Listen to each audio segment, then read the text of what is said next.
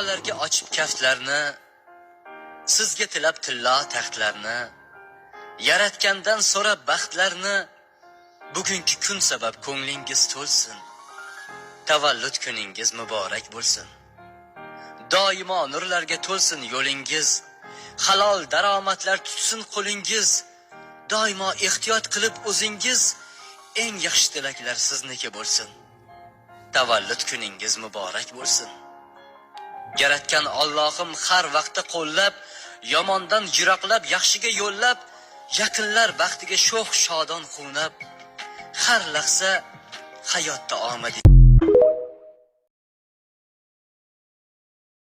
Erkak kishi qachon yig'laydi?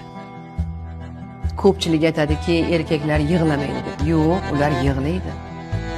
Ular pulsizlikka chidashi mumkin, yo'qchilikka chidashi mumkin, ular do'stlarini yo'qotsa chidashi mumkin. Ular yig'laydi. Eng ishongan, eng yaqin insoni ularni qadrsiz qilganda. Ularni qadr qimmati oyoq osti bo'lganda erkaklar yig'laydi.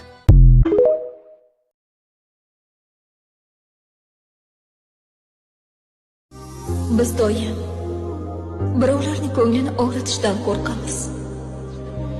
Bizning ko'nglimiz bilan hech kimning ishi yo'q.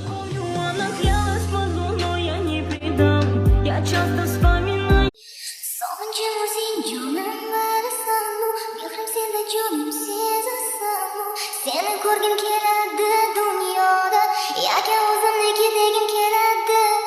To'rqada qoladi yetishga seni deb uradi yuragimni, jonimdan ham ortiq sevaman men.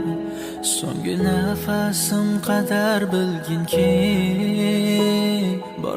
Turmush o'rtog'ingiz ishlari yurishmayotgan bo'lsa va o'zaro rishtalaringiz yaxshi bo'lmasa, har kuni ishga kuzatib shunday duo qiling. Ar-Rahmon, sening rahmatingga erishish, jannating bilan mukofotlanish uchun faqatgina sening roziliging uchun rizq izlab ko'chaga chiqqan hojamni o'zing hifz-u himoyangga ol. Ar-Rahim, sen o'ta mehribonsan. Yorimni sening izningga topshirdim. Undan shubham yo'q. Ko'zlar zinodan, fahshdan tiyilganiga ishonchim komil.